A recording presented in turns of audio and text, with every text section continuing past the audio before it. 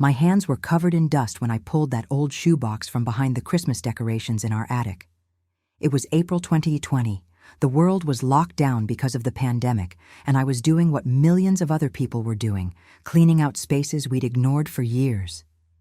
The box wasn't labeled, which should have been my first clue that something was wrong. After 43 years of marriage, I knew every corner of our Seattle home, or so I thought. I sat down on the attic floor, my knees protesting the wooden planks beneath me, and opened the box. Inside were photographs. Not family photos, not vacation snapshots, not pictures of our daughters' graduations or birthdays. These were pictures of my husband Albert with my sister Caroline. Pictures that no wife should ever have to see. Pictures that told a story I'd somehow missed for decades. In that moment, surrounded by the musty smell of old cardboard and the dim light filtering through the attic window, my entire life shifted on its axis. Everything I thought I knew, every memory I cherished, every assumption about loyalty and family, all of it crumbled like the dried-out rubber bands that had held that box closed. But let me start from the beginning, because this story doesn't really start in an attic in 2020. It starts much earlier, in a different time, when I was a different woman who believed in different things. My name is Gloria Marie Turner, though I was born Gloria Bennett 72 years ago in Portland, Oregon. I'm telling you this story not because I want sympathy and not because I'm looking for revenge anymore. I'm telling you because I survived something I never thought I would, and because I want other women my age to know that it's never too late to reclaim your dignity, your peace, and your life. Before I go any further, I need to ask you something.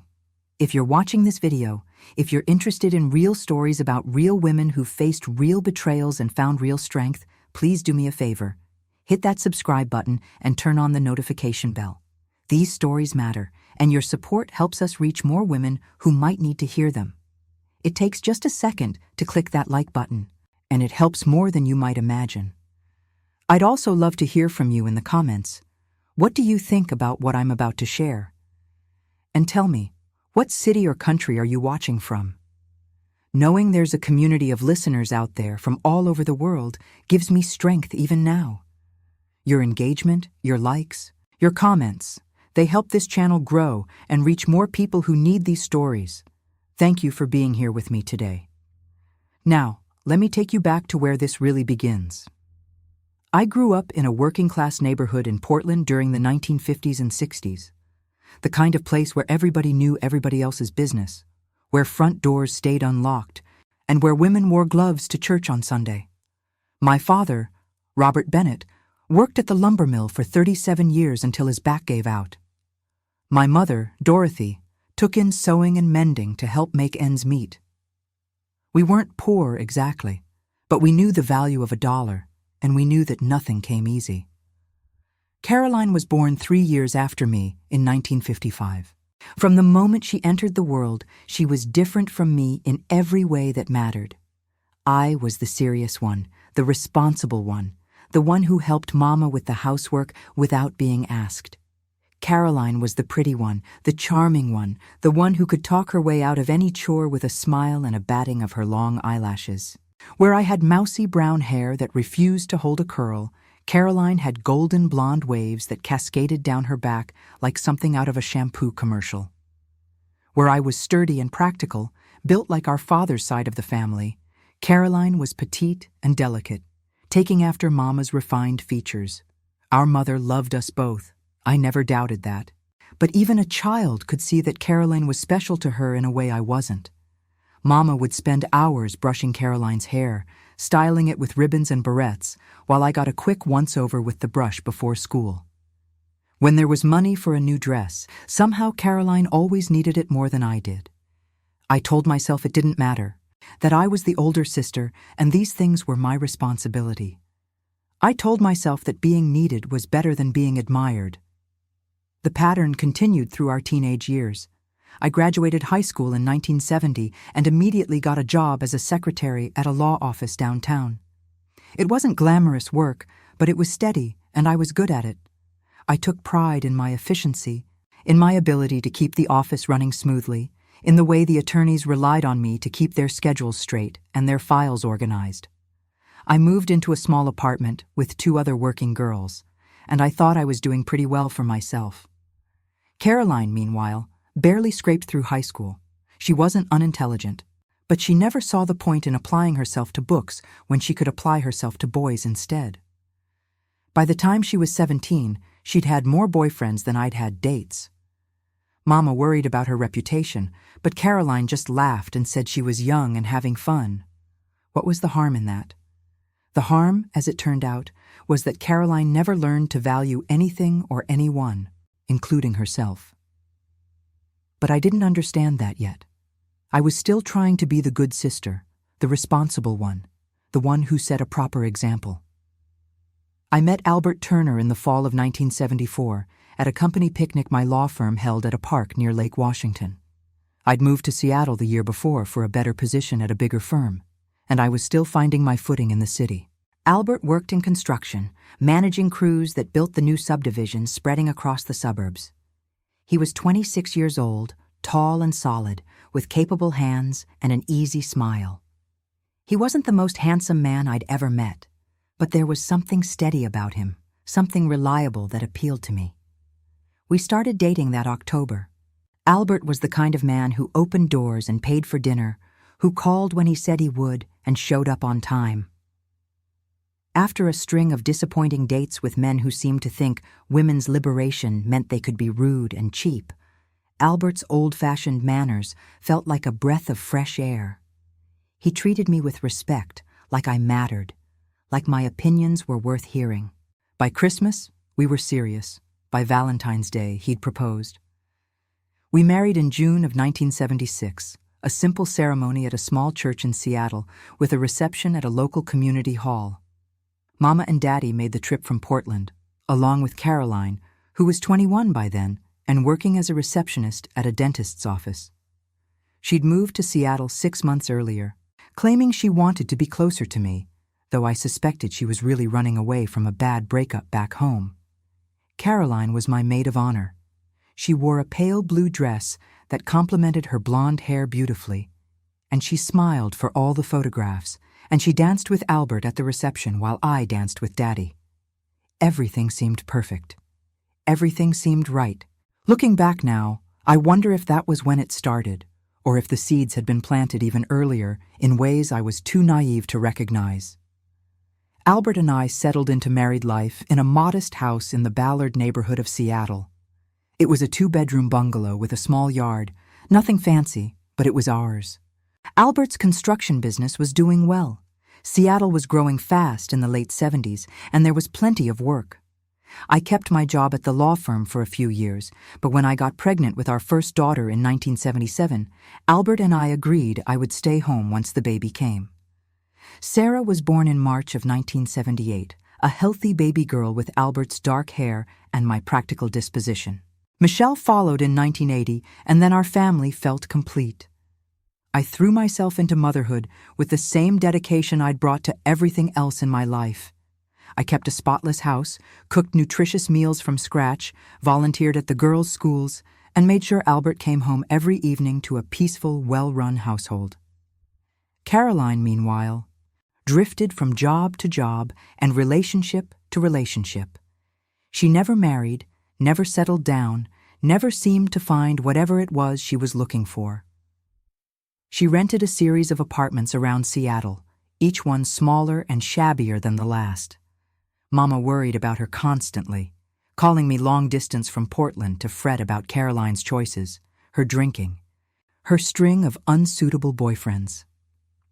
I tried to help. I invited Caroline to family dinners, included her in birthday celebrations and holidays, offered her babysitting money when I needed a night out with Albert. She was my sister, after all, and family looked after family. That's what I believed. That's what I was taught. What I didn't see, what I refused to see, or maybe what I was too busy to notice, were the small moments that should have warned me. The way Caroline's hand would linger on Albert's arm when she greeted him, the way she'd lean in too close when they talked, the way Albert's eyes would follow her across a room before quickly looking away when he noticed me watching. I told myself I was imagining things. I told myself I was being paranoid and insecure. After all, Caroline was beautiful and flirtatious with everyone. That was just her nature. And Albert loved me, didn't he? He was a good provider, a decent father, a faithful husband, or so I thought. The first real crack in my carefully constructed denial came in the summer of 1985. Sarah was 7, Michelle was 5, and I was exhausted from the daily grind of motherhood. Albert suggested I take a weekend trip to visit Mama in Portland. Daddy had passed away the year before, and Mama was lonely. It seemed like a thoughtful gesture, a chance for me to rest and for Albert to have some quality time with the girls. I came home a day early, on Sunday afternoon instead of Monday morning, because Mama had come down with a summer cold and insisted I shouldn't catch it. I walked into my own house to find Caroline's car in the driveway and Caroline herself in my kitchen, wearing one of my aprons, making lunch for my daughters while Albert sat at the table reading the newspaper, like this was the most natural thing in the world. I stood in the doorway of my own kitchen, my overnight bag still in my hand, trying to process what I was seeing. Caroline looked up and smiled brightly, as if there was nothing unusual about her being in my house, cooking in my kitchen, wearing my clothes. "Gloria, you're back early," she exclaimed, wiping her hands on my favorite yellow apron, the one with the sunflowers that Albert had given me for Mother's Day. "I hope you don't mind. Albert called and said the girls were hungry, so I came over to help out." Albert stood up from the table, and I noticed he was wearing a fresh shirt, his hair still damp from what must have been a recent shower. "Hey, honey, how's your mom?" he asked, crossing to give me a quick kiss on the cheek. His lips felt cold against my skin. "She has a cold," I managed to say, my voice sounding strange even to my own ears. "So, I came home early." I looked at Caroline again, really looked at her. She was wearing makeup, which seemed excessive for an emergency babysitting situation. Her hair was styled. She'd even worn heels, which she'd kicked off by the back door. "Well, that's too bad about your mom," Caroline said, turning back to the stove where she was scrambling eggs. "But lucky timing! I made enough for everyone. The girls have been absolute angels, haven't you, sweethearts?"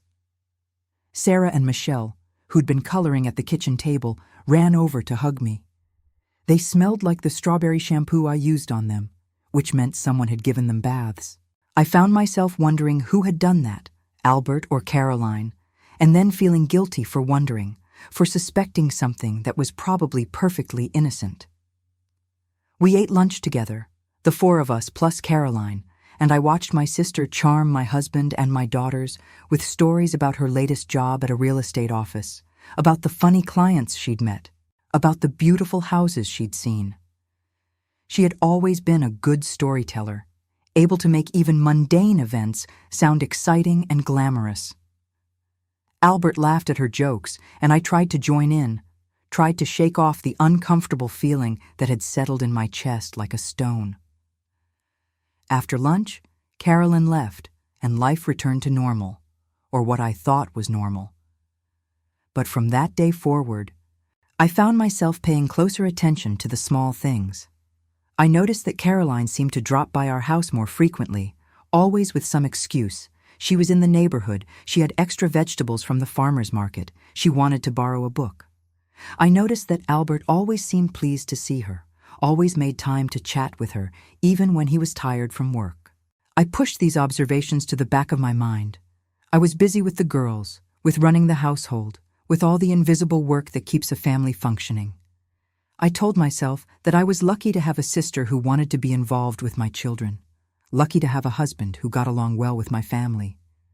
The years passed, and I settled into a routine that felt comfortable, if not exactly exciting.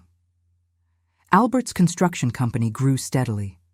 We were able to afford small luxuries, a newer car, family vacations to the Oregon coast, music lessons for the girls.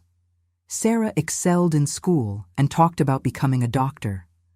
Michelle discovered a talent for art and spent hours drawing in her sketchbooks. Caroline's life remained chaotic in comparison. She moved from job to job, never finding anything that stuck. Her relationships with men followed the same pattern, intense beginnings that fizzled into ugly endings. Mama died in 1990, and at the funeral, Caroline clung to Albert's arm while I dealt with the paperwork and arrangements. I told myself she was grieving, that she needed support, that I was being petty to resent her for leaning on my husband. But there were moments, brief flashes of something I couldn't quite name, that made me uneasy. The time I came home from grocery shopping to find Caroline and Albert sitting close together on the couch, talking in low voices that stopped abruptly when I entered. The way Caroline always seemed to know details about Albert's work schedule or business dealings that I didn't remember telling her. The birthday card she sent him one year, I found it months later, tucked into his nightstand drawer, that seemed far too intimate for a sister-in-law to send. Each time I rationalized it away. Each time, I chose to believe the innocent explanation rather than face the ugly alternative. Because the alternative was unthinkable. The alternative would mean that the two people I trusted most in the world had betrayed me in the worst possible way. And I wasn't ready to face that possibility. Looking back now, I can see that I wasn't ready because accepting the truth would have required me to act, to change my life, to risk the stability and security I'd worked so hard to create.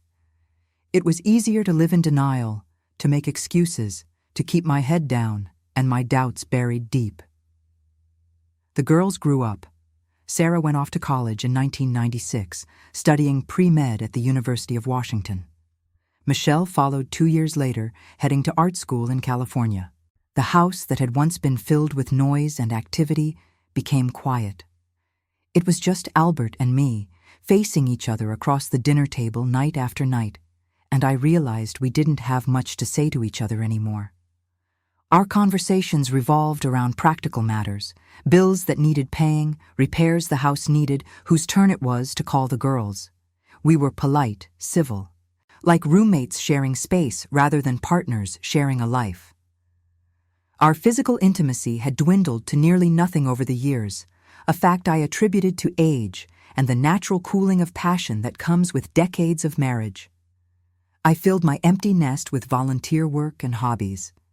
I joined a book club at the local library, took a watercolor painting class at the community center, volunteered at a food bank every Tuesday morning. I made friends with other women my age, many of them also dealing with the strange new reality of a house without children. We met for coffee, shared recipes, complained about our aches and pains, swapped stories about our grandchildren, or in my case, the grandchildren I hoped would someday exist. Caroline remained a fixture in our lives, though her visits had become less frequent as the girls moved out. She'd finally found some stability working as an office manager for a small insurance company, and she'd moved into a decent apartment in the Fremont neighborhood. She dated occasionally, but nothing serious. She always said she'd never found anyone who measured up to Albert, which she meant as a compliment to my good fortune in marrying such a wonderful man. I'd smile and agree, pushing down the tiny voice in my head that whispered warnings I didn't want to hear. In the early 2000s, Albert started traveling more for work.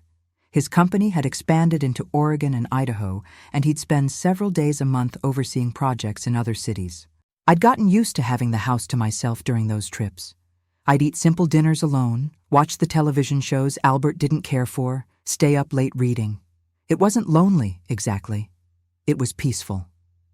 What I didn't know was that Caroline had keys to our house. I'd given her a spare set years ago, back when the girls were young, in case of emergencies.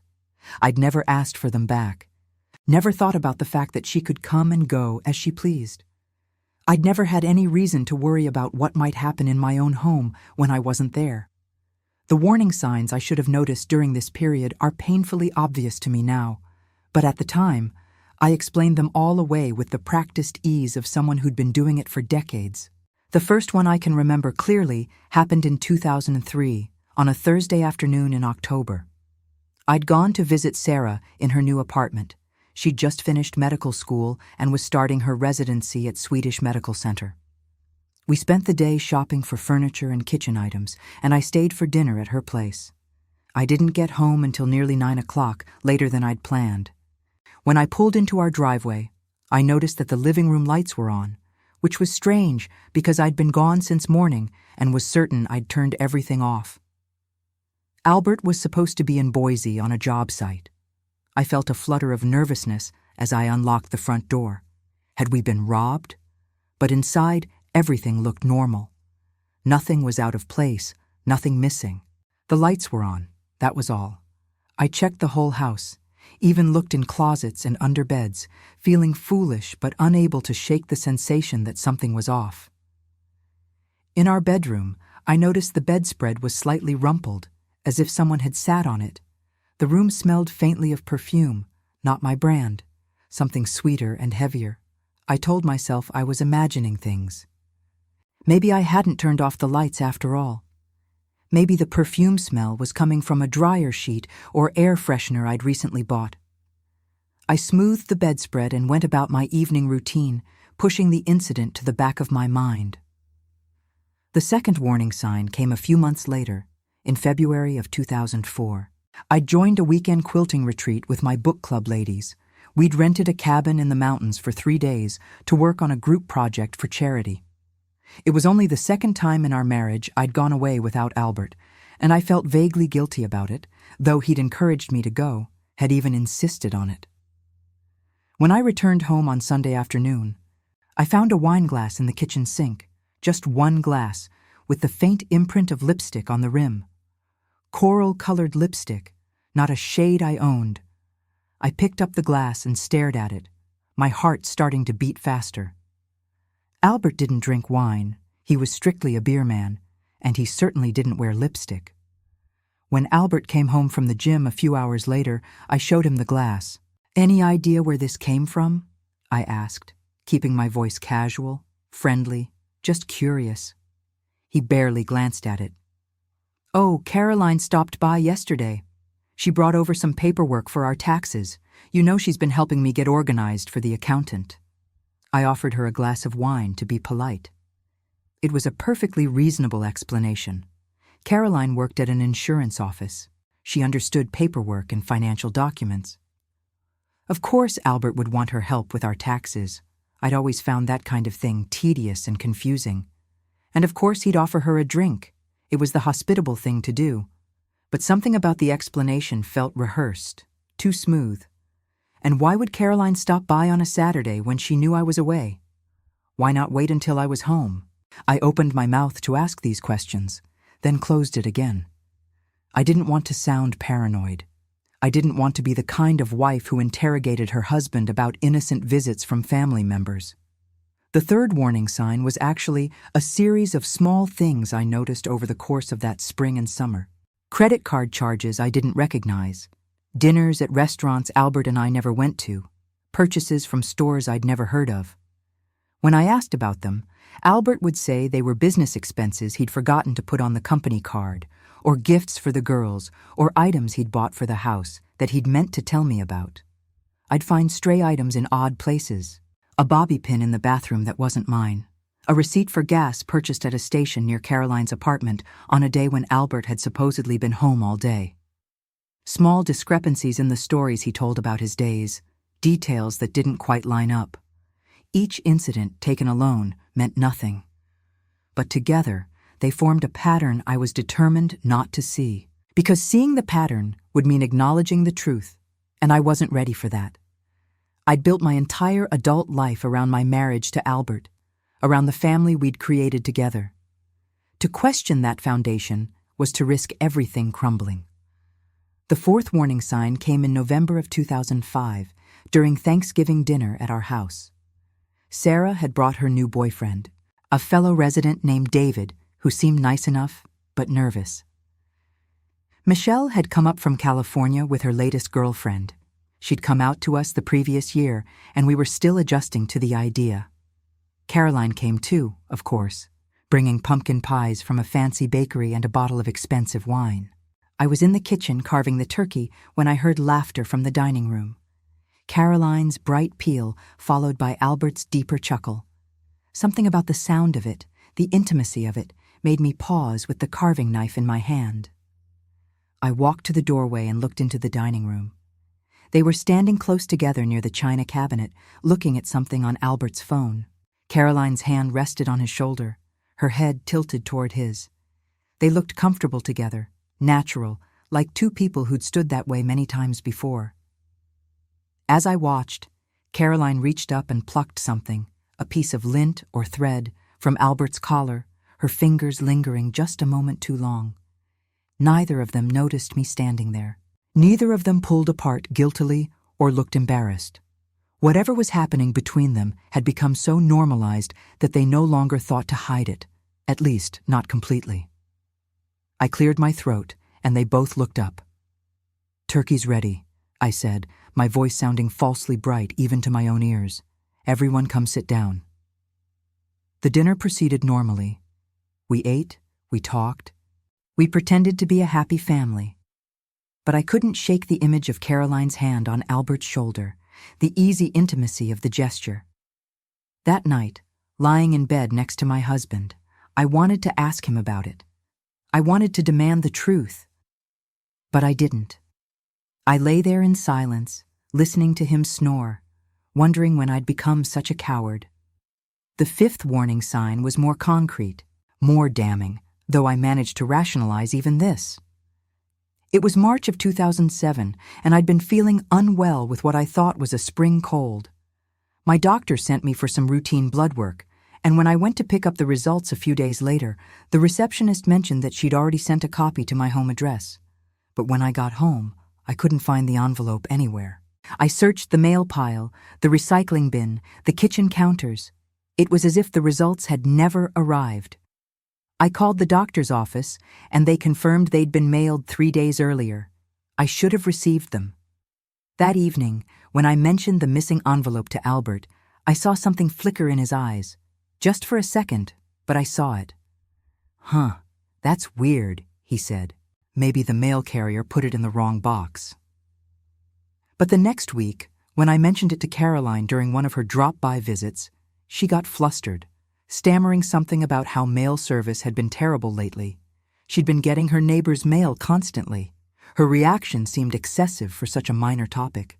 I realized later that if Albert had mentioned to Caroline that an envelope had arrived from my doctor's office, and if Caroline had been at our house when the mail came, using the keys I'd given her years ago, she might have taken the envelope before I could see it.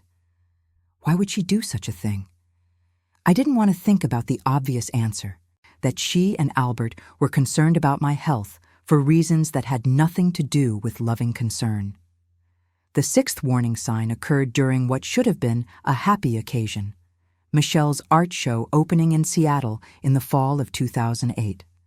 She'd been working on a series of paintings exploring family dynamics and memory, and several pieces featured scenes from her childhood. Albert and I drove to the gallery together, but we arrived separately from Caroline, who'd been held up at work. The show was lovely, and I was proud of my daughter's talent. But as I moved through the gallery, looking at Michelle's paintings, one piece stopped me cold. It was titled Sunday Morning, and it depicted our kitchen table from Michelle's childhood perspective. 3 figures sat at the table: a mother, a father, and another woman. The mother's back was turned, her figure rendered in dull, grayish tones. The father and the other woman faced each other across the table, their figures painted in warm, vibrant colors, their body language suggesting an intimacy that excluded the mother figure entirely. I stood in front of that painting for a long time, my chest tight, my hands trembling. What had Michelle seen as a child? What had she understood that I'd refused to acknowledge? When I finally turned away, I found Caroline and Albert standing together on the other side of the gallery, their heads close together as they looked at a different painting. For just a moment, they looked exactly like the figures in Michelle's Sunday Morning, connected, intimate, excluding me from their private world. At the end of this section, I'd spent nearly 30 years making excuses, finding alternative explanations, choosing willful blindness over painful truth. I'd become an expert at denial, at protecting myself from knowledge that would shatter my carefully maintained life.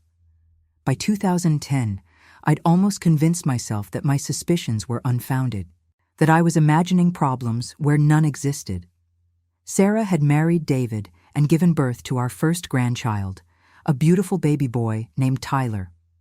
Michelle had started a successful career as a gallery director in San Francisco and was in a committed relationship with her partner, Jennifer. My daughters seemed happy and settled, which was all I'd ever wanted for them. Albert and I had developed a comfortable routine in our empty nest years. We weren't passionate or particularly close, but we weren't hostile either. We existed side by side, like two people sharing an elevator for a long ride, polite, distanced, going through the motions. I'd accepted that this was what marriage became after decades together, that the intensity of youth naturally faded into something more tepid but stable. Caroline remained a regular presence in our lives, though I'd started keeping more emotional distance from her. I couldn't pinpoint exactly when or why this shift happened, but I found myself making excuses to avoid her visits, finding reasons to be busy when she called. Some protective instinct I couldn't consciously acknowledge was keeping me away from her, as if my subconscious understood what my conscious mind refused to accept. The real turning point, the event that would eventually lead to the discovery in the attic 10 years later, happened in the summer of 2012.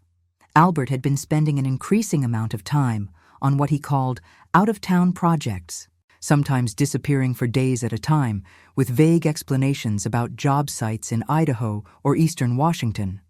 I'd stopped asking for details because his answers were always the same: boring logistics, construction delays, client meetings. One Friday evening in late July, Albert told me he needed to leave for Spokane in the morning for a long weekend of meetings with a potential client. This wasn't unusual. He'd made similar trips dozens of times over the years. He packed his suitcase that night, kissed me goodbye on Saturday morning, and drove off in his truck. I planned a quiet weekend for myself, lunch with my book club friends on Saturday, church on Sunday, maybe some gardening. But on Saturday afternoon, as I was getting ready to leave for my lunch date, my cell phone rang. It was Sarah, calling to see if we wanted to bring Tyler over for a barbecue that evening. "Dad's out of town," I told her, "but I could come by myself if that's okay." There was a pause on the other end of the line. "Dad's not out of town, Mom. I just saw his truck parked outside Aunt Caroline's apartment building when I drove by to pick up dry cleaning." The world seemed to stop turning for a moment. I heard Sarah's voice continuing, saying something about maybe she'd been mistaken. Maybe it was a truck that just looked like his. But I wasn't really listening anymore. My ears were filled with a rushing sound, like standing under a waterfall. "Mom, are you there?" Sarah's voice pulled me back. "I'm here," I managed to say. "I'm sure you're right, probably just a similar truck. Your dad is definitely in Spokane. I'll talk to you later, honey." I ended the call and sat down heavily on the edge of my bed. My hands were shaking. Sarah had seen Albert's truck, a distinctive navy blue Ford F-150 with his company logo on the side, parked outside Caroline's apartment. There was no mistaking it for someone else's truck.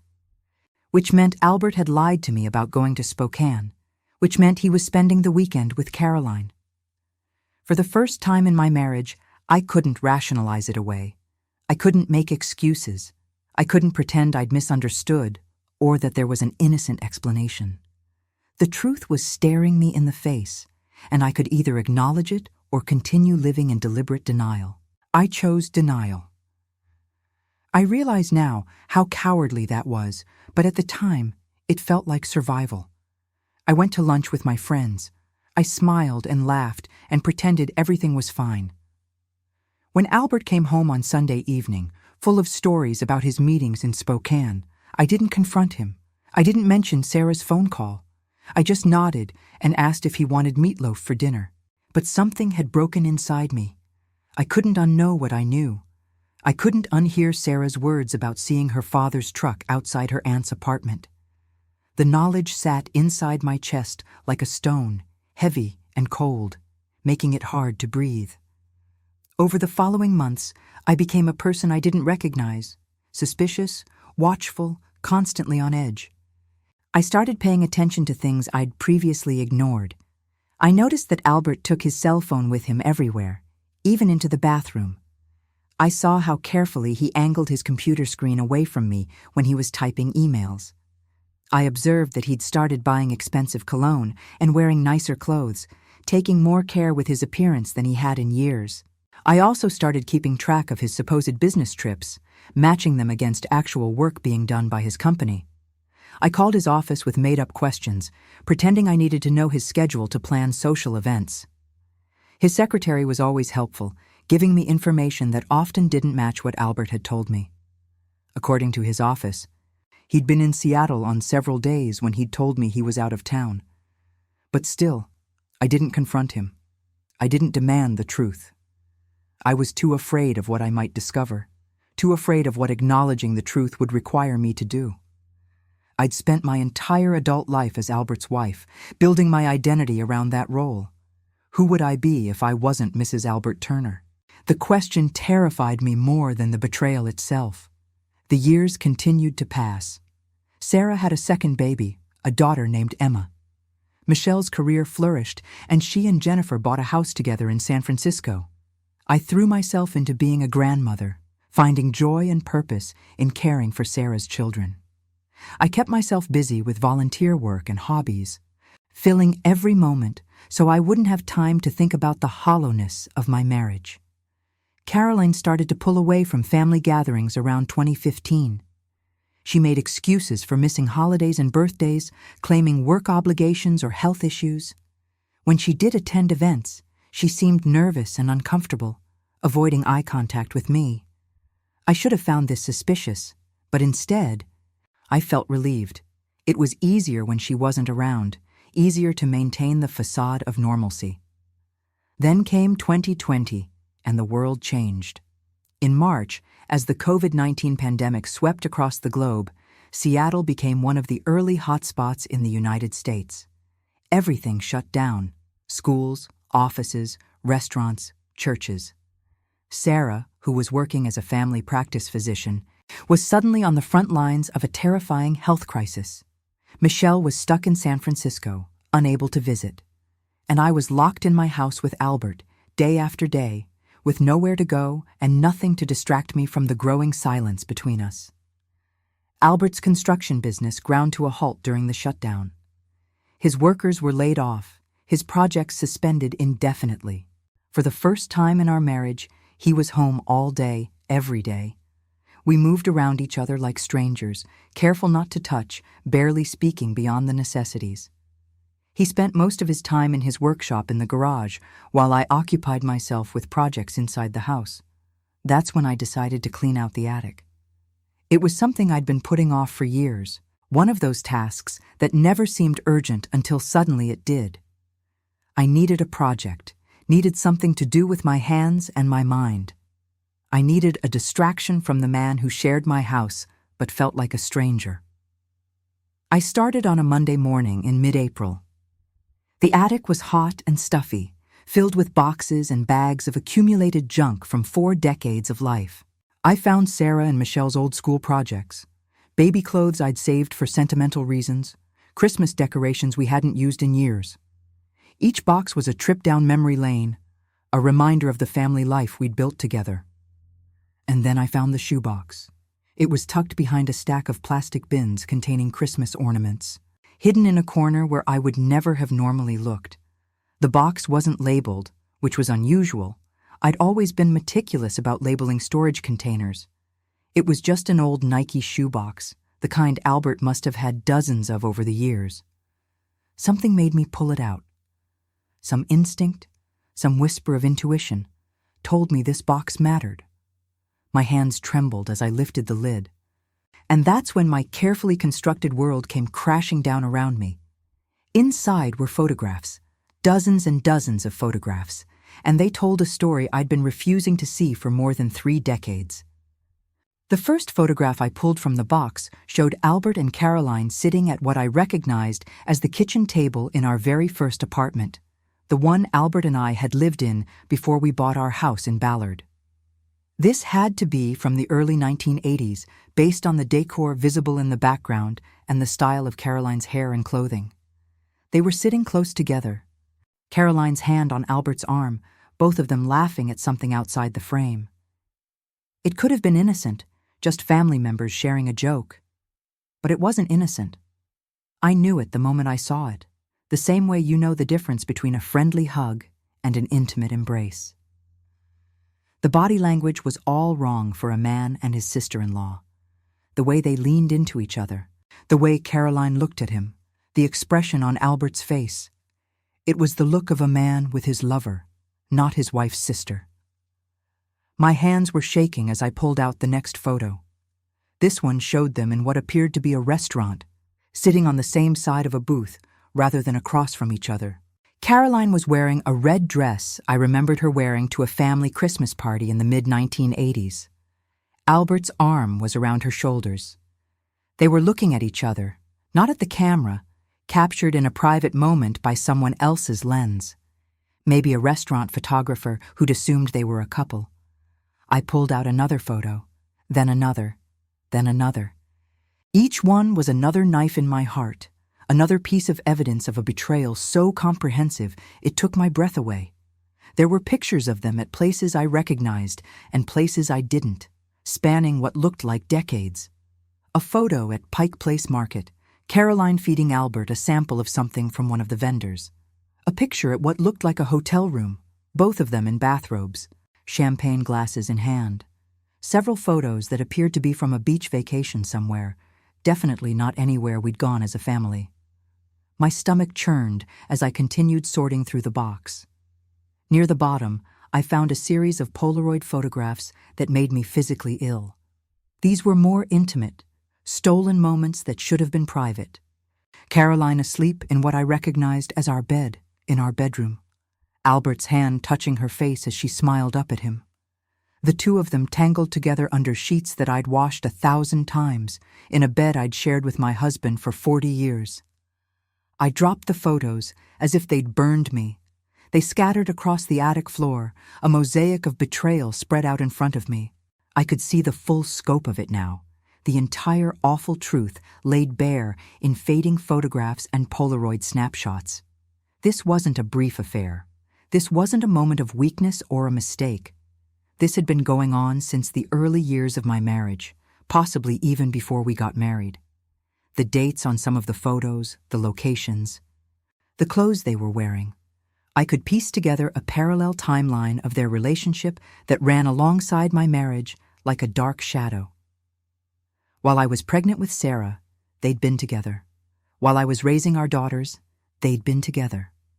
While I was making Thanksgiving dinners and Christmas mornings and birthday celebrations, they'd been sneaking around behind my back. Every family gathering, every holiday, every ordinary Sunday afternoon, all of it contaminated by their secret relationship. I thought about all the times Caroline had been in our house, had eaten at our table, had played with our children. I thought about the spare key I'd given her, the trust I'd placed in her.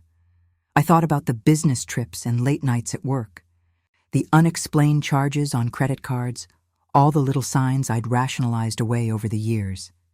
Every single one of those warning signs had been real. I'd been right to be suspicious, right to feel uneasy, but I'd chosen not to trust my own instincts. The worst part, the part that made me feel physically ill, was realizing that Sarah and Michelle had probably grown up witnessing this affair without understanding what they were seeing. I thought about Michelle's painting, Sunday morning, showing the mother with her back turned while the father and the other woman connected. My daughter had seen the truth and had tried to show it to me in the only way she knew how, through her art. And I'd stood in that gallery and looked at her painting and still refused to see what was right in front of me. I don't know how long I sat there on the attic floor, surrounded by the evidence of my husband's decades-long affair with my sister. The sun moved across the sky. The light through the attic window changed from bright morning to softer afternoon glow. And still I sat there, picking up photos one by one, studying them, trying to understand how I'd been so blind. In some of the pictures, they looked happy in a way Albert and I had never looked together. They laughed together, touched each other freely, gazed at each other with unmistakable desire. In my own wedding photos, Albert's smile had been pleasant, but restrained. With Caroline, he looked genuinely joyful, genuinely in love. Had he ever loved me? Or had I been nothing more than a convenient cover, a respectable wife to hide behind while he carried on with the woman he really wanted? I thought about our wedding day, about Caroline standing up as my maid of honor, wearing that pale blue dress and smiling for the cameras. Had they already been together then? Had I been nothing more than a useful illusion, the good sister who provided respectability while Caroline got to be the exciting lover? At the very bottom of the box, underneath all the photographs, I found a folded piece of paper. My hands trembled as I opened it. It was a birthday card, yellowed with age, dated 15 years earlier. The front showed a romantic sunset scene, and inside, written in Caroline's distinctive handwriting, were words that left no doubt about the nature of their relationship. "My dearest Albert," it read, "happy birthday to the love of my life. I know we can't always be together the way we want, but every moment with you is worth the wait. Thank you for 15 years of stolen moments and secret happiness. I couldn't imagine my life without you. All my love, always and forever, Caroline." 15 years ago would have been 2005, which meant they'd already been together for at least 15 years at that point. And here it was, 2020, 15 years later still, 30 years. They'd been carrying on this affair for at least 30 years, probably longer. Essentially, my entire marriage had been a lie, a performance put on for my benefit while the real relationship happened in the shadows. I folded the card carefully and placed it back in the box with the photographs. My mind was strangely calm, though my hands continued to shake. I felt like I was watching myself from a distance, observing my own reactions with detached curiosity. Was I supposed to cry? I didn't feel like crying. Was I supposed to rage? I didn't feel angry, not yet. What I felt was cold, clear certainty. Something inside me had shifted, had hardened into diamond-sharp clarity. I gathered all the photographs, placed them carefully back in the box, and closed the lid. Then I stood up, my knees protesting after sitting on the hard floor for so long, and carried the box downstairs to my bedroom. I placed it in my closet, in the back corner where Albert would never think to look. I needed time to think, to plan, to decide what to do with this information. When Albert came in from the garage for dinner that evening, I acted normal. I set the table, served the meal I'd prepared, asked about his day. He had no idea that anything had changed, no clue that I'd discovered his secret. As I watched him eat, watched him avoid my eyes in the same way he'd been avoiding them for years, I felt something cold and hard settle in my chest. This man had stolen decades of my life. He'd let me believe I was loved, valued, cherished, when in reality I'd been nothing more than a convenient arrangement. He'd stolen my sister from me, or she'd stolen him. It didn't matter which way around it was. They'd both betrayed me, both lied to me, both treated me like a fool for more than 30 years, but I wasn't going to be a fool anymore. I wasn't going to cry or beg or ask them why. I wasn't going to give them the satisfaction of seeing me broken. Instead, I was going to do something they would never expect from reliable, predictable Gloria. I was going to destroy them both. The days following my discovery were strange and surreal. I moved through the house like a ghost, performing all my usual tasks while my mind churned with plans and possibilities. Albert noticed nothing different about my behavior. Why would he? He'd spent decades not really seeing me, not paying attention to my thoughts or feelings. I was just part of the furniture, reliable and unremarkable. I spent hours each day in my bedroom with the door locked, going through the photographs again and again, creating a timeline of the affair. I matched pictures to dates I remembered, cross-referenced them with family events and holidays. The scope of the betrayal was staggering. There wasn't a single year of my marriage that hadn't been tainted by their relationship. I found photos from 1982 when I was pregnant with Sarah. While I'd been suffering through morning sickness and preparing our nursery, Albert and Caroline had been together at what looked like a romantic cabin getaway. There were pictures from 1990, the year we buried our mother. While I'd been dealing with funeral arrangements and estate paperwork, they'd found time to vacation together at what appeared to be a beach resort. One photograph particularly gutted me. It showed Caroline wearing my wedding ring, my actual wedding ring, the one Albert had placed on my finger in 1976. She was holding her hand up to the camera, showing off the ring, laughing. The photo was dated 1995, which meant she'd somehow gotten access to my jewelry box, taken my ring, worn it while they played house together, and then returned it before I noticed it was missing. The violation of that act, the mockery of it, made me physically ill. I realized I needed to be strategic about this. I couldn't just confront them and demand explanations. That would give them the opportunity to minimize it, to make excuses, to somehow make me feel like I was overreacting. I'd spent 30 years accepting their gaslighting. I wasn't going to give them another chance to manipulate me. No, what I needed was a plan that would expose them completely, that would make it impossible for them to deny or diminish what they'd done. I needed evidence beyond the photographs, documentation that would show the full scope of their betrayal to everyone who mattered, to our daughters, to our extended family, to our friends and community. If you're finding this story as shocking and infuriating as I felt living through it, I'd really appreciate if you could take a second to hit that like button. It helps more people who might need to hear this kind of story find it. And I'm curious, what would you do if you discovered something like this? Tell me in the comments, and please share what city or country you're watching from. I love knowing that women all over the world are connecting through these stories. I started by going through our financial records, which I'd always left entirely to Albert to manage. He'd told me for years that I didn't need to worry about the boring details of bills and investments, that he had it all under control. I'd been happy to let him handle it, one less thing for me to stress about. Now I realized this had been another form of control, another way to keep me in the dark.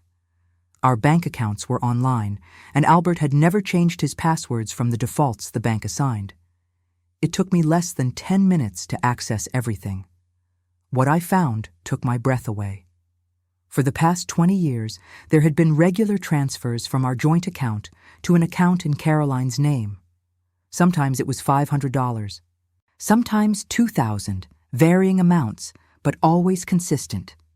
Thousands and thousands of dollars of our money.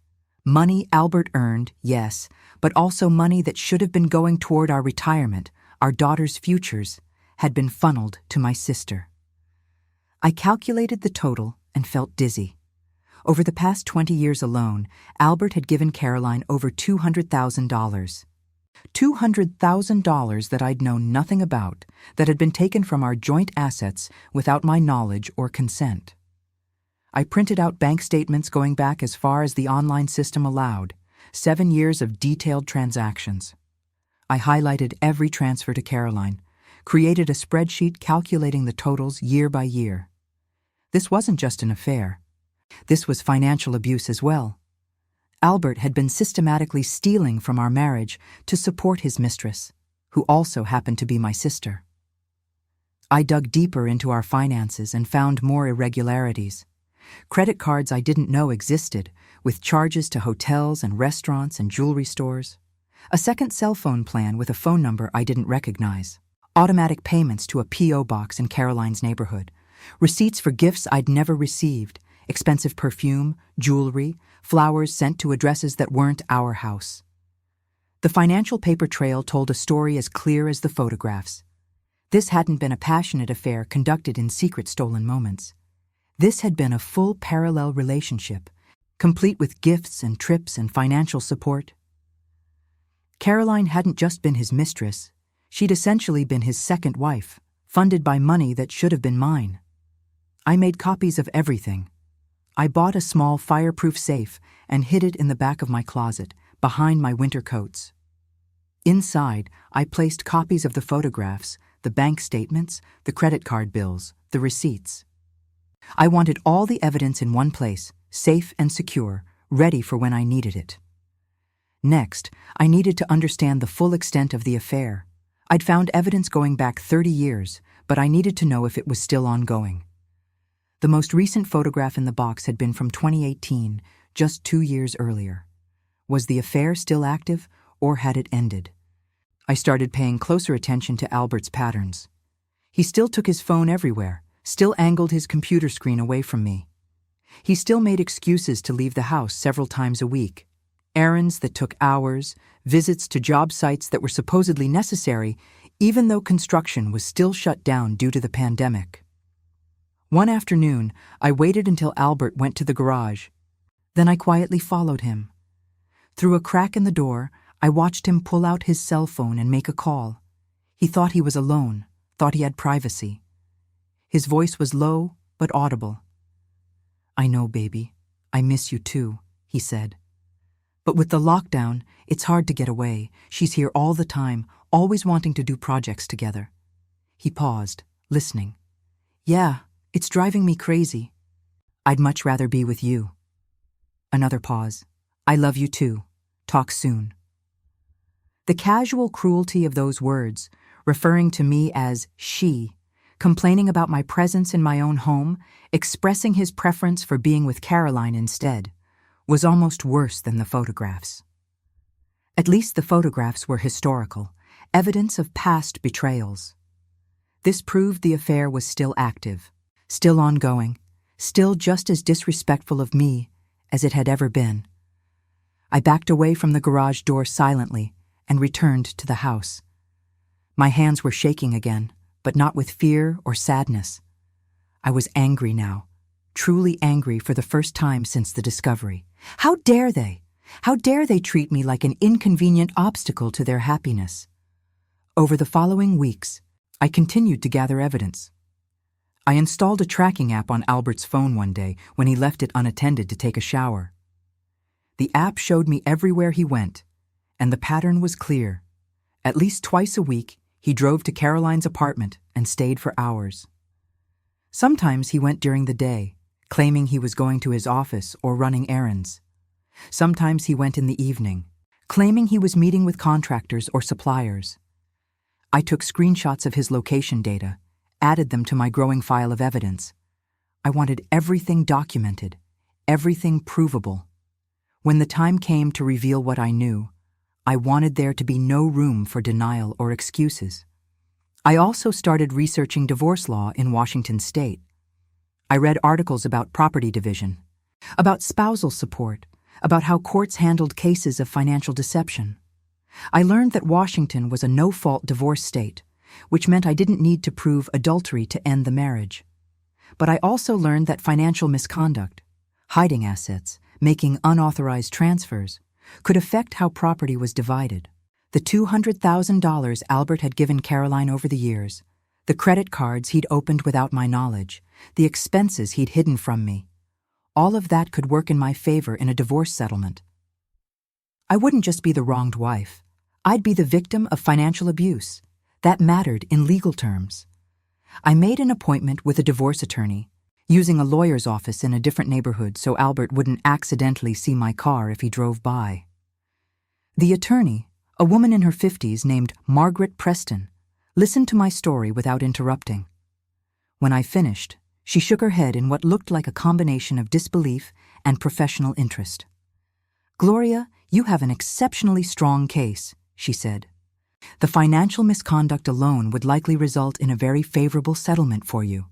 The fact that the affair was with your sister adds an element of, well, additional betrayal that, while it doesn't have legal weight, certainly affects the moral dimensions of the case."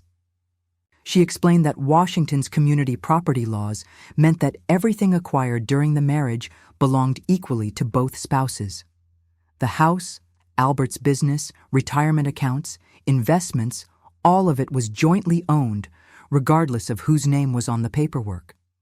And the money he'd given to Caroline from our joint accounts? That could be considered dissipation of marital assets, which could result in him owing me reimbursement. "If we pursue this aggressively," Margaret said, "you could end up with more than half of the marital assets, as compensation for the funds he improperly transferred to your sister. Plus, given his earning capacity versus yours, you'd likely be entitled to spousal support. I hired her on the spot, paid her retainer from a small savings account I'd kept separate from our joint finances, an account Albert didn't know about, money I'd saved over the years from birthday gifts and the occasional freelance secretarial work I'd done. It felt fitting, using money he didn't know about to fund my divorce from him, just as he'd used our joint money to fund his relationship with Caroline. Margaret and I began preparing the case. She requested financial documents, which I provided from my secret safe. She advised me not to confront Albert or Caroline yet, not to tip them off that I knew. The element of surprise would work in our favor when the time came. "When you're ready," she told me, "we'll serve him with divorce papers. But in the meantime, let's make sure we have everything documented. The more evidence we have, the stronger your position." I spent the next several months, through the summer and fall of 2020, living a double life even more complete than the one Albert and Caroline had been living. On the surface, I was still the same Gloria, still the dutiful wife cooking meals and keeping house. But underneath, I was planning a devastation so complete they would never recover from it. I thought carefully about what I wanted to achieve.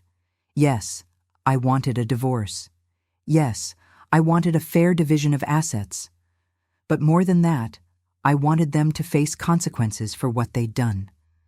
I wanted our daughters to know the truth about their father and their aunt. I wanted the community that had known us for decades to understand what kind of people they really were. I wanted justice, and I wanted it to be public. By December 2020, my plan was complete. I'd gathered every piece of evidence I needed: photographs, financial records, location data, documented lies. I'd secured an excellent divorce attorney and understood exactly what I was entitled to under Washington law. I'd opened my own bank account and quietly moved money from our joint account into it, not enough for Albert to notice, but enough to ensure I had funds to support myself during the divorce process. Margaret had drafted the divorce papers, laying out in stark legal language the grounds for dissolution, irreconcilable differences, and financial misconduct. The papers detailed the unauthorized transfers to Caroline, the hidden credit cards, the pattern of deception spanning decades. When Albert received these papers, there would be no room for him to pretend this was a mutual decision or an amicable parting. The papers would make clear that this was happening because of his actions, his choices, his betrayals. But I wasn't ready to serve him yet. I had one more piece of the plan to put in place, the part that would ensure maximum impact and prevent any possibility of them controlling the narrative. Christmas was approaching, and as in years past, we'd planned a family gathering at our house. Sarah would bring David and the kids. Michelle would fly up from San Francisco with Jennifer, and Caroline, of course, had been invited, though she'd been making noises about possibly not being able to make it due to COVID concerns. I'd been encouraging her to come, insisting that we'd be careful, that we'd all wear masks if she was worried, that it might be our last family Christmas all together for a while, given how uncertain everything was with the pandemic. I'd been warm and welcoming in a way I hadn't been with her in years, and she'd finally agreed to attend. Perfect. I wanted everyone there. I wanted all the principals and all the witnesses in one room when I dropped the bomb. But first, I needed to confront Albert and Caroline separately to get their reactions on record. Margaret had advised me to document everything, and I intended to do exactly that. 2 weeks before Christmas, I told Albert I was going to spend the day with Sarah, helping her with some early holiday preparations. Instead, I drove to Caroline's apartment in Fremont. I'd texted her earlier in the week, asking if we could meet for lunch to discuss Christmas plans. She'd seemed hesitant, but had eventually agreed, probably because I'd been so friendly and normal with her lately.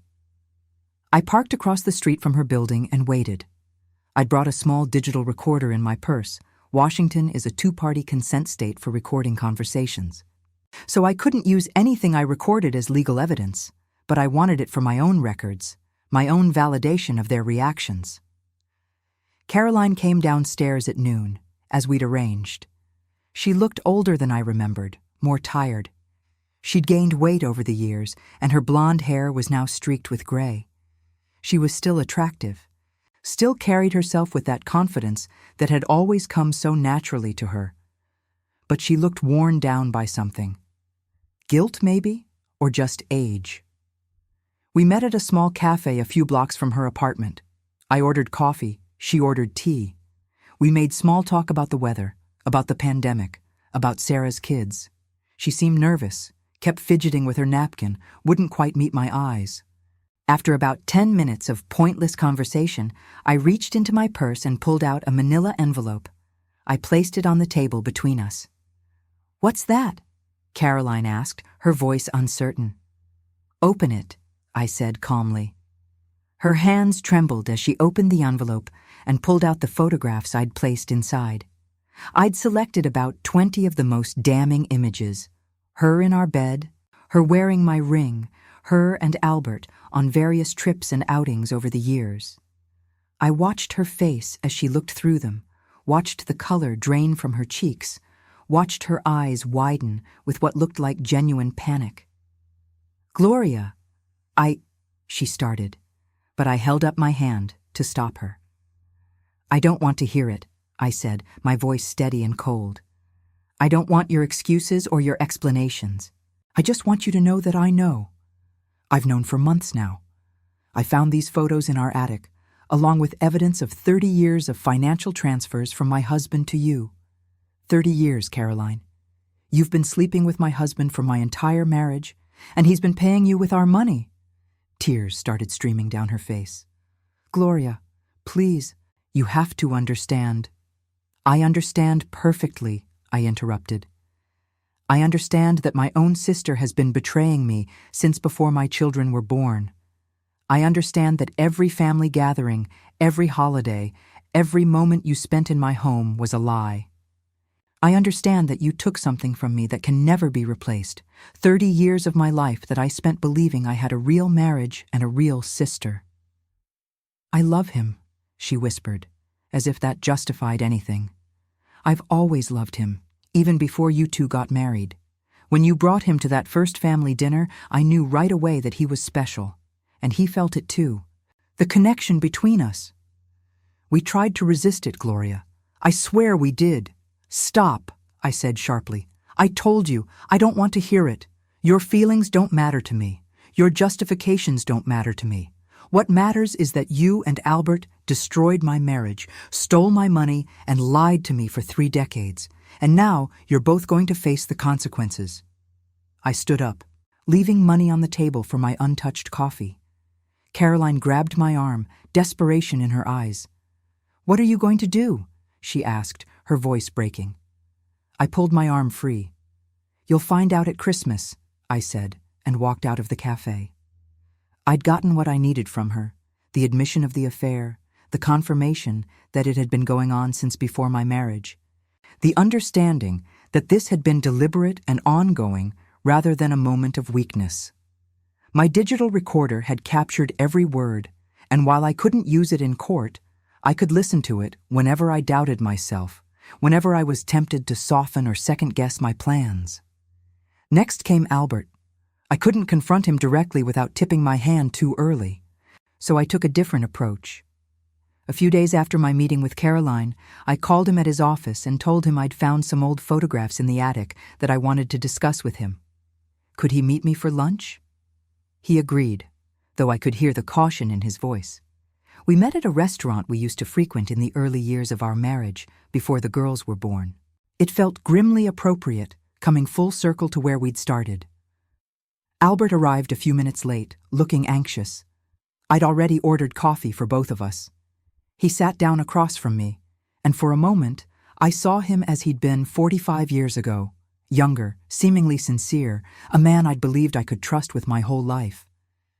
"What's this about photographs?" he asked, trying to sound casual, but not quite managing it. I pulled out the same envelope I'd shown Caroline, though this time with different photos, ones that showed him more clearly, that left no doubt about what had been happening. I slid it across the table. "I found these in the attic," I said simply. "I thought you might want to explain them to me." He opened the envelope with hands that shook noticeably. I watched his face as he went through the photos, watched him struggle to come up with some explanation that would make this okay. Finally, he put the photos back in the envelope and pushed it toward me. "I don't know what to say," he said, which was probably the only honest thing he'd said to me in decades. "How long?" I asked. "How long has it been going on?" He was silent for a long moment, staring at his coffee cup. When he finally spoke, his voice was barely audible. "Since before we got married. I met her first, actually, at a party in Portland. We dated for a few months, but then she introduced me to you, and you were different, more serious, more stable, the kind of woman you marry, so I married you." The casual cruelty of this statement, that he'd chosen me because I was the kind of woman you marry, while carrying on with Caroline because she was presumably the kind of woman you love, made my hands clench under the table. "And you've been with her the whole time?" I pressed. "Our entire marriage?" He nodded miserably. I tried to stop, especially after the girls were born. I really did try. But we kept finding our way back to each other. "I love her, Gloria. I've always loved her. But I also cared about you, about giving you a good life, about being a good father to our daughters." I wanted to laugh at the absurdity of it, at his belief that he'd been a good husband and father while carrying on a decades-long affair with my sister. But I kept my voice level, kept my expression neutral. "Did you ever love me?" I asked. "Even a little?" He considered the question, at least giving me the courtesy of thinking about it before answering. "I loved you the way you love a good friend," he finally said.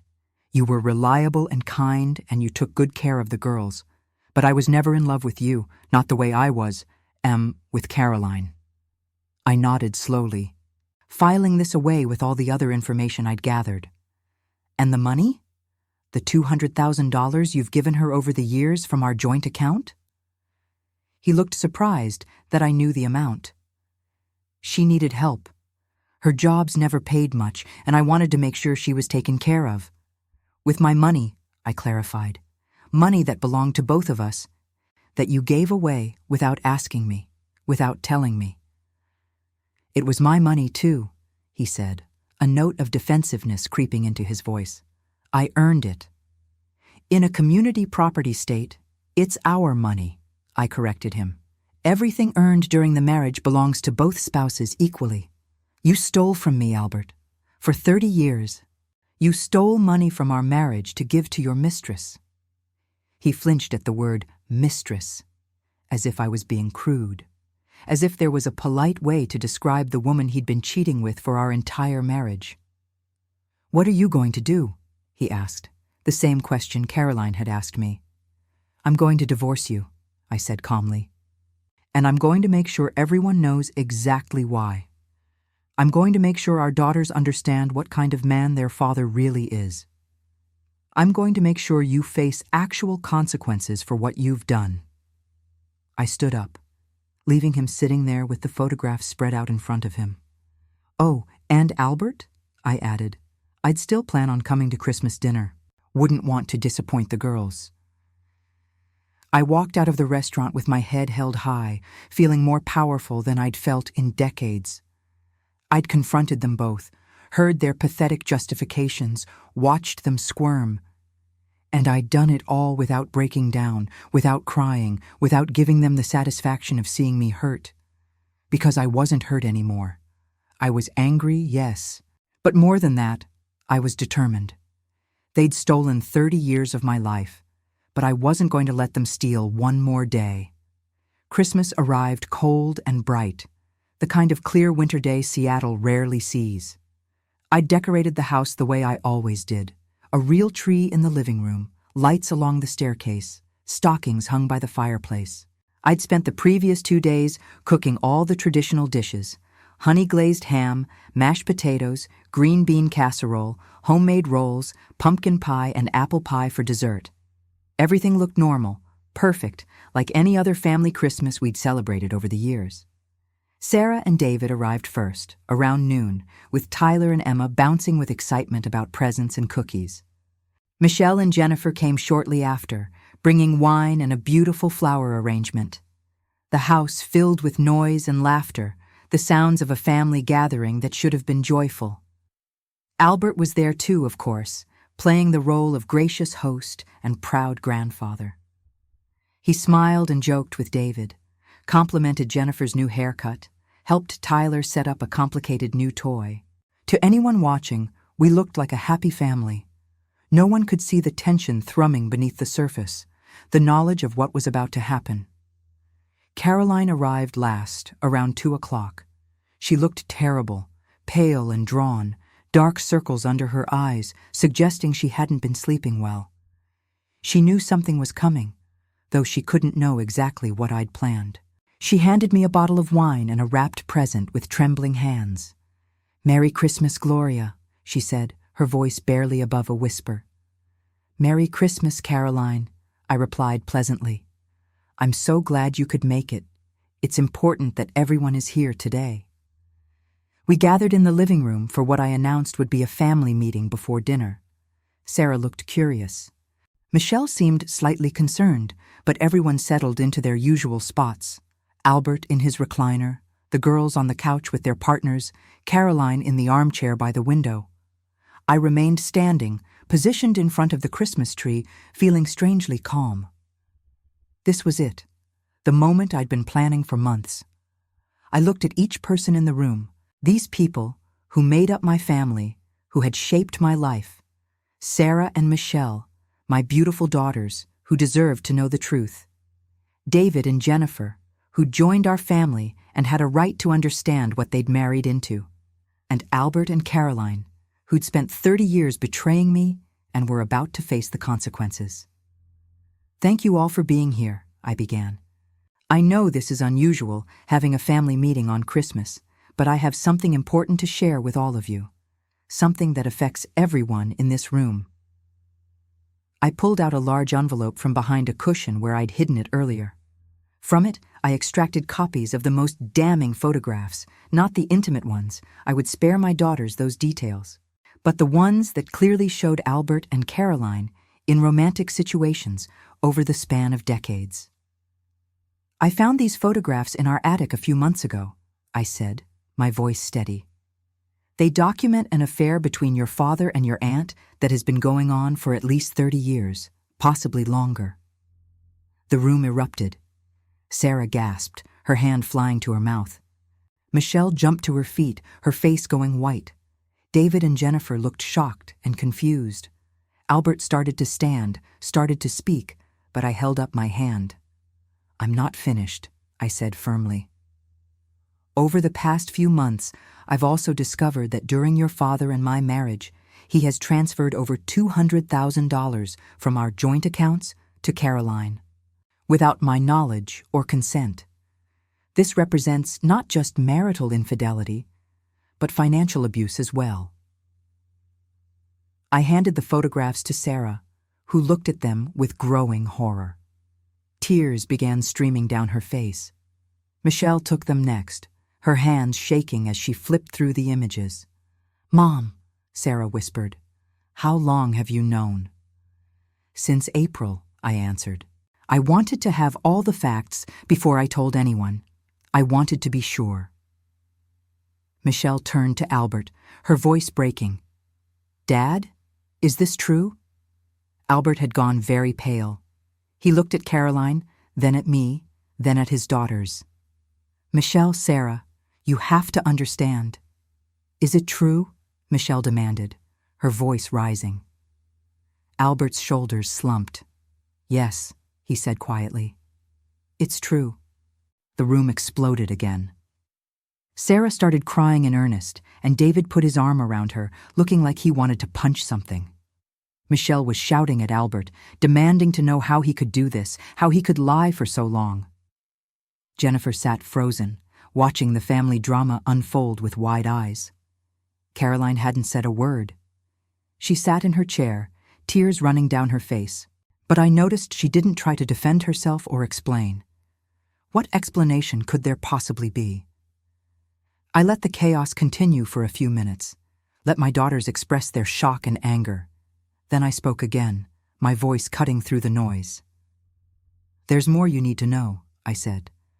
"I've filed for divorce. The papers will be served to your father next week. I've hired an excellent attorney, and based on the financial misconduct and evidence of the affair, I expect to receive a very favorable settlement. The house, half of Albert's business, and compensation for the money he gave to Caroline over the years." Albert finally found his voice. "Gloria, please, can't we discuss this privately? Do we really need to do this in front of the girls?" "The girls?" I repeated, my voice cold. "Our daughters are 47 and 42 years old. They're not children, Albert. They're women who deserve to know the truth about their family. They've spent their entire lives participating in a lie without knowing it. I think they have a right to understand reality." I turned to Sarah and Michelle. "I want you both to know that I'm not telling you this to turn you against your father or your aunt. You're adults, and you can make your own decisions about what these relationships will look like going forward. But I needed you to know the truth. I needed you to understand why I'm divorcing your father and why Caroline will no longer be welcome in my home." Sarah was sobbing now, leaning against David's shoulder. "Mom, I'm so sorry. I'm so sorry." Michelle looked at Caroline with an expression I'd never seen on my gentle daughter's face, pure fury. "Get out," she said, her voice shaking. "Get out of this house right now." Caroline stood up, still crying, and looked at me. "Gloria, please, You heard my daughter," I said calmly. "Leave, now." Caroline grabbed her coat and purse and practically ran out of the house. The door slammed behind her, and the sound seemed to break something in the room. Albert sat in his chair, his face in his hands. The girls held on to their partners, processing the destruction of everything they'd thought they knew about their family. I felt strangely numb watching it all unfold. This was what I'd wanted, wasn't it? The truth exposed, consequences delivered, no more lies. But standing there in my living room on Christmas Day, watching my daughters cry and my husband of 44 years face the ruin of his reputation, I felt no triumph, just a cold, clear sense of closure. "Dinner will be ready in about an hour," I said into the silence. "I understand if you'd prefer to leave, but you're all welcome to stay if you'd like." Sarah looked up at me, her face streaked with tears. "Mom, how are you so calm? How are you not falling apart?" "Because I've had months to process this," I told her gently. "I've been through the shock, the anger, the grief. What you're feeling now I felt all through the spring and summer, but I decided I wasn't going to let this destroy me. I wasn't going to give them that power over me." Michelle crossed the room and wrapped her arms around me, holding me tight. "Mom, I had no idea. All those years I had no idea." "I know, sweetheart," I murmured, stroking her hair the way I'd done when she was little. "None of us knew. That was the whole point of their deception." Sarah joined us, and for a moment, the three of us stood there together, a knot of grief and solidarity. My daughters, the best thing to come out of my marriage, holding me up when everything else had fallen apart. Eventually, we all sat down to Christmas dinner. Caroline was gone, but Albert remained, though he might as well have been a ghost for all the attention anyone paid him. We ate in near silence. The festive meal turned somber by the revelations of the afternoon. No one had much appetite, but we went through the motions, passing dishes, making plates, pretending at normalcy that was forever shattered. After dinner, Sarah and Michelle helped me clean up while their partners took the kids outside to play in the light snow that had started falling. In the kitchen, washing dishes side by side, the way we'd done countless times before, my daughters asked me questions. How had I found the photos? How long had I suspected? What would happen next? I answered everything honestly. I told them about the financial records I'd found, the tracking data, the conversations I'd recorded. I told them about hiring Margaret Preston, about the divorce papers that would be served after Christmas, about my plans to start over. Where will you go? Michelle asked. Will you keep the house? That depends on the settlement, I said. But honestly, I'm not sure I want to keep this house. There are too many memories here. Too many ghosts. I'm thinking about starting fresh somewhere new. Sarah was quiet for a moment, then said, Mom, there's something I need to tell you about that painting Michelle did years ago, Sunday morning. I turned to look at her. What about it? I knew what she was depicting, Sarah said quietly. I knew she was showing Dad and Aunt Caroline being too close, Mom being left out. Michelle and I used to talk about it sometimes, about whether we were imagining things or if there really was something weird going on between them. My heart broke a little more, learning that my daughters had sensed the truth even as children. Why didn't you ever say anything? Michelle answered this time. Because we weren't sure, and because we didn't want to believe it. We loved Dad, we loved you, we loved our family. The idea that it might all be based on a lie was too scary to face. So we just pushed it down and tried not to think about it. I'm sorry, I said. I'm sorry you had to grow up sensing something was wrong without being able to understand what it was. You have nothing to be sorry for, Sarah said fiercely. You didn't do this. They did. Dad and Aunt Caroline. They're the ones who lied and betrayed everyone. We finished the dishes in silence, and then Sarah and Michelle gathered their families to leave. They both hugged me tight, made me promise to call them if I needed anything, told me they loved me. As I watched them drive away, I felt a strange mixture of sadness and relief. The truth was out. The worst was over. From here, things could only get better. Albert emerged from wherever he'd been hiding once everyone else had left. He stood in the doorway of the kitchen, looking older and smaller than I'd ever seen him. I'll sleep in the guest room, he said quietly. You'll sleep somewhere else entirely, I corrected him. Pack a bag. I want you out of this house tonight. Gloria, please. Out, Albert, I said, my voice like steel. You lost the right to stay in this house the moment you brought your mistress into our bed. You have 1 hour to pack what you need and leave. Anything else you can collect later with an appointment. He started to argue, then seemed to think better of it. He went upstairs, and I heard him moving around in our bedroom, opening drawers and closets.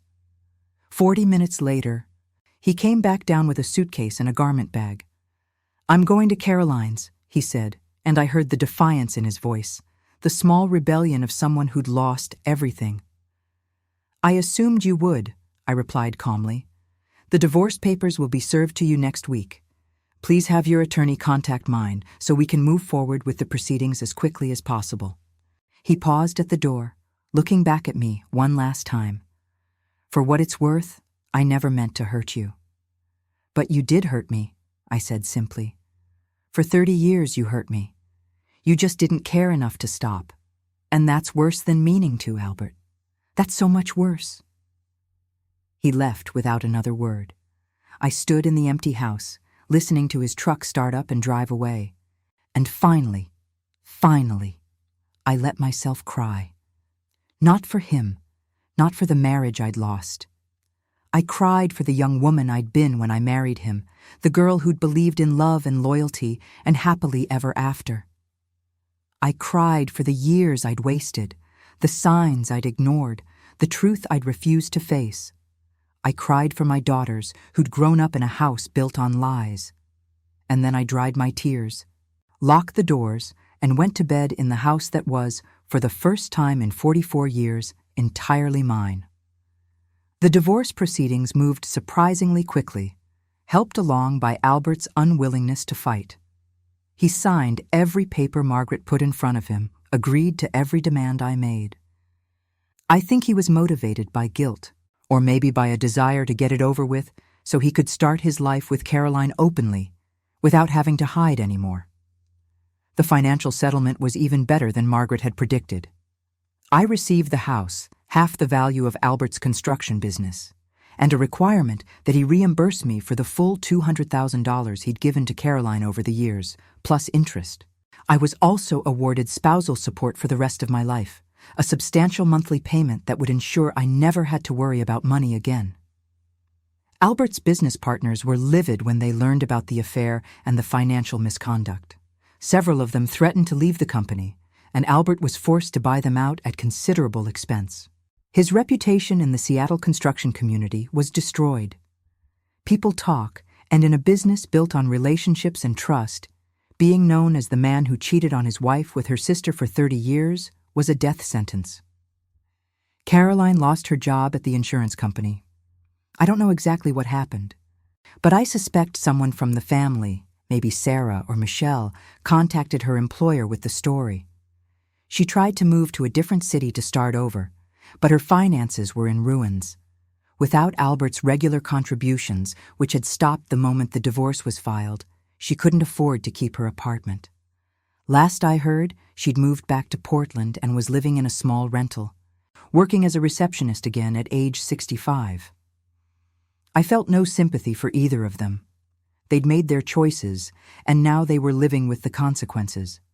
Actions have repercussions, betrayal has costs, and sometimes justice is simply letting people experience the natural results of their own behavior. Sarah and Michelle were incredible throughout the whole process. They were angry at their father, disappointed and hurt by the years of deception, but they were solidly in my corner. They helped me sort through decades of accumulated possessions, deciding what to keep and what to get rid of. They supported me through the difficult days when doubt crept in, when I wondered if I was being too harsh, too unforgiving. "You're not being harsh, Mom," Michelle told me firmly during one of these conversations. "You're being strong. There's a difference." The divorce was finalized in August of 2021, 11 months after that Christmas Day revelation. I signed the papers with a steady hand and walked out of the courthouse feeling lighter than I had in decades. I was no longer Gloria Turner. I was Gloria Bennett again, reclaiming the name I'd been born with, the identity I'd had before I met Albert. I put the house on the market in September. It sold within 2 weeks to a young family with 3 children. I felt good knowing that the house would be filled with love again, that a new family would create happy memories in those rooms that had witnessed so much deception. With the money from the house sale and the divorce settlement, I had more financial security than I'd ever known. I was 68 years old, newly divorced, and suddenly wondering what came next. For the first time in my adult life, I could make decisions based solely on what I wanted, not what was expected of me or what others needed from me. I decided to leave Seattle. Too many memories, too many places where I'd see Albert and Caroline's ghosts. I considered moving to Portland to be closer to extended family, but that felt like going backward. I wanted to go forward, towards something new. I chose Ashland, Oregon, a small college town in the southern part of the state known for its Shakespeare Festival and artistic community. I'd visited once years ago with a book club friend and had loved the small town feel, the cultural activities, the beautiful natural surroundings. It seemed like the perfect place to start over. I bought a small cottage on a quiet street lined with maple trees. It had 2 bedrooms, one for me, one for when Sarah or Michelle visited with their families, a cozy living room with a fireplace, and a garden that needed work but had potential. It was mine, entirely mine, bought with my settlement money and titled in my name alone. Moving into that cottage felt like shedding a skin I'd been wearing for too long. I didn't bring much furniture from Seattle. I wanted to start fresh, surround myself with things that were mine, chosen by me, not accumulated over decades of a false marriage. I bought a comfortable reading chair, a sturdy kitchen table, a bed that was exactly as firm as I liked it. I painted the walls colors I enjoyed, soft yellows and warm creams, nothing like the neutral beiges Albert had preferred. I joined a local book club, started volunteering at the community theater, took a pottery class at the Arts Center. I made friends, real friends, people who knew me as Gloria, not as Albert's wife or Caroline's sister. People who saw me as a whole person with interests and opinions and a life of my own. Sarah and Michelle visited frequently, bringing their families to explore Ashland and spend time with me in my new life. We were closer than we'd ever been, bonded by the shared truth we'd all faced together. They'd both cut off contact with Caroline entirely, and their relationship with Albert was strained and distant. He'd moved in with Caroline somewhere in Idaho, I'd heard, trying to start over in a place where no one knew their history. I didn't care what happened to them. They were no longer my concern, no longer taking up space in my thoughts or my heart. I'd moved on, moved forward, moved into a life that was entirely my own creation. One day, about 6 months after moving to Ashland, I was sitting in my garden, reading a book and drinking tea in the afternoon sunshine. I looked around at the flowers I'd planted, the bird feeders I'd hung, the comfortable space I'd created for myself, and I realized something profound. I was happy. Genuinely. Deeply happy in a way I hadn't been in decades, maybe ever. The betrayal had been terrible, the divorce had been difficult, the process of rebuilding had been exhausting. But on the other side of all that pain and work, I'd found something precious. Myself. The real Gloria, not the woman I'd shaped myself to be for Albert, not the person I'd thought I needed to be to keep a marriage together. Just me, at 70 years old, finally learning who I really was and what I really wanted. I thought about the young woman I'd been when I married Albert, so eager to please, so willing to ignore my own instincts in favor of maintaining peace and stability. I wished I could go back and tell her to trust herself more, to demand more, to refuse to settle for less than she deserved. But I couldn't change the past. I could only learn from it and use those lessons to create a better future. It's been 5 years now since that day in the attic when I found the photographs.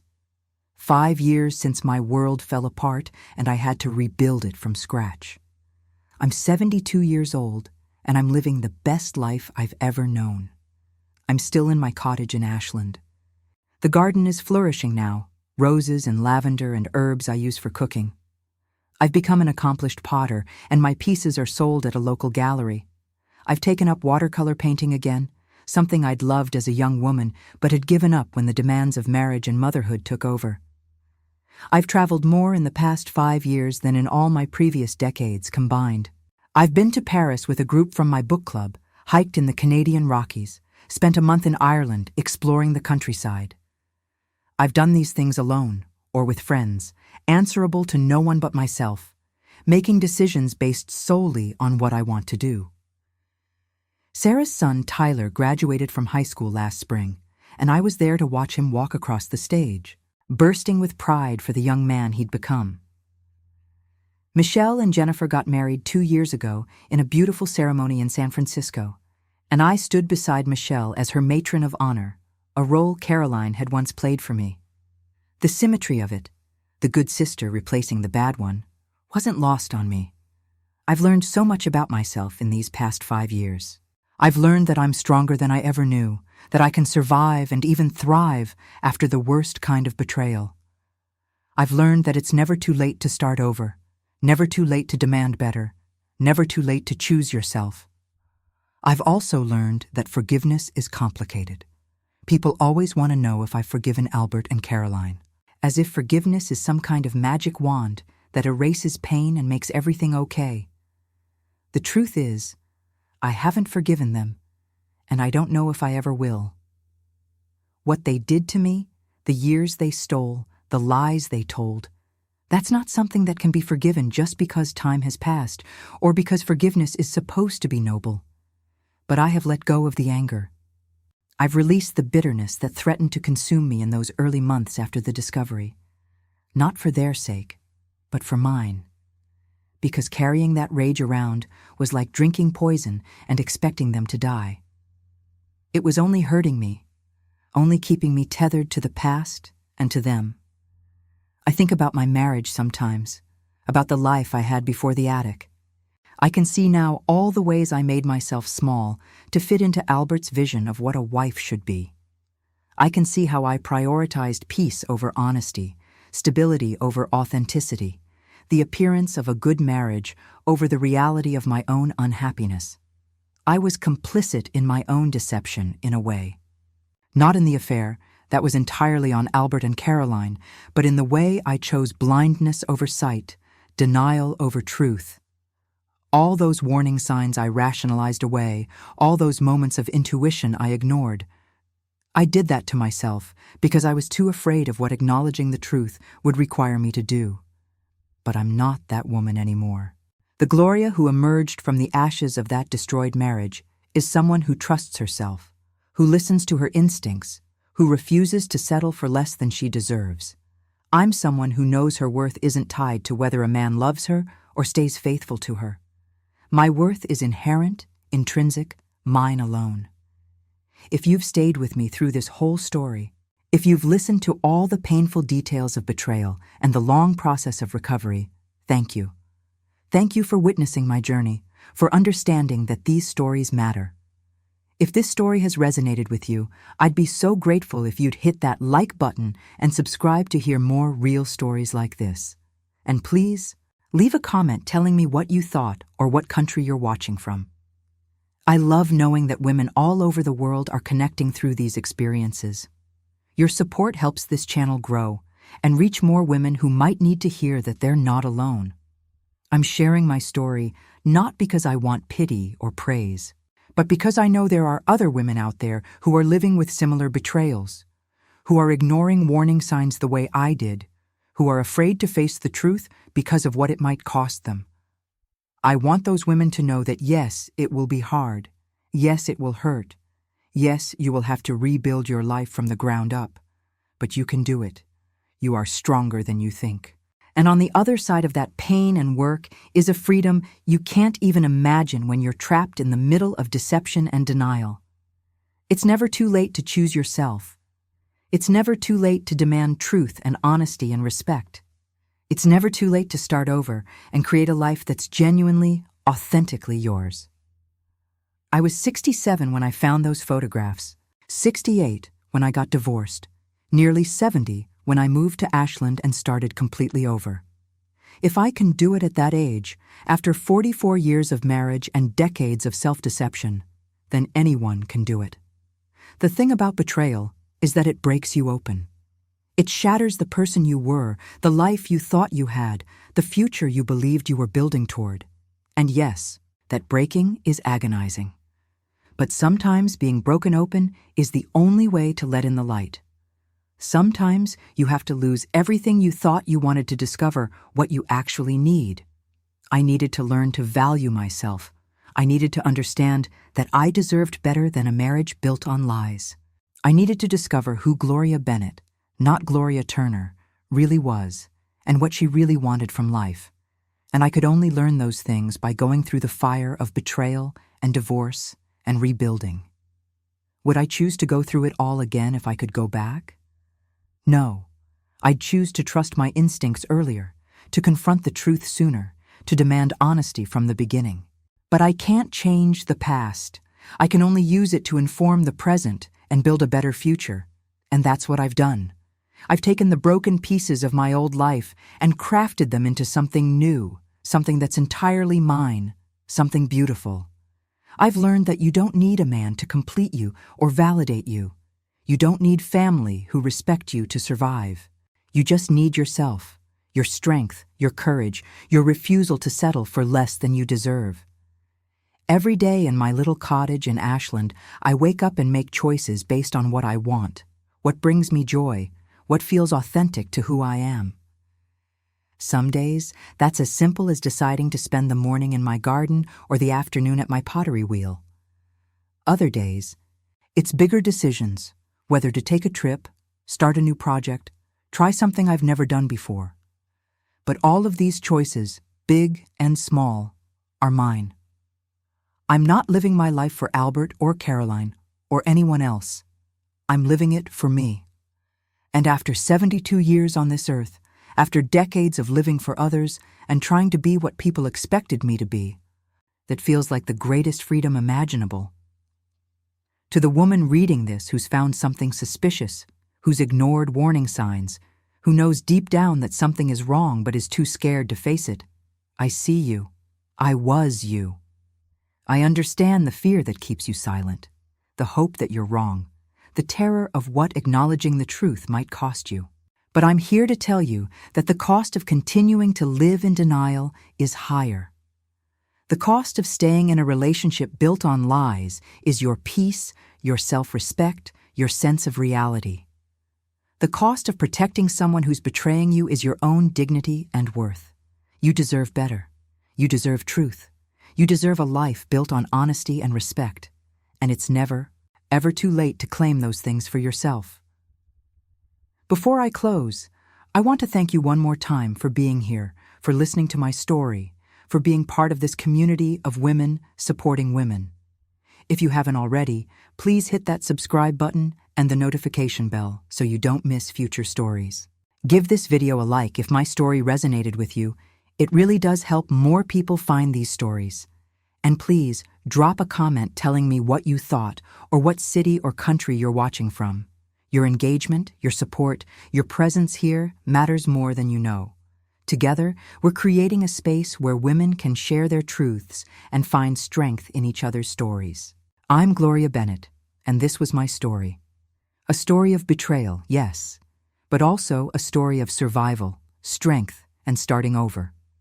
A story that proves it's never too late to choose yourself, never too late to demand better, never too late to create a life that's authentically, beautifully, powerfully your own. Thank you for listening. Take care of yourselves out there. And remember, you are stronger than you know, braver than you believe, and worthy of every good thing this life has to offer.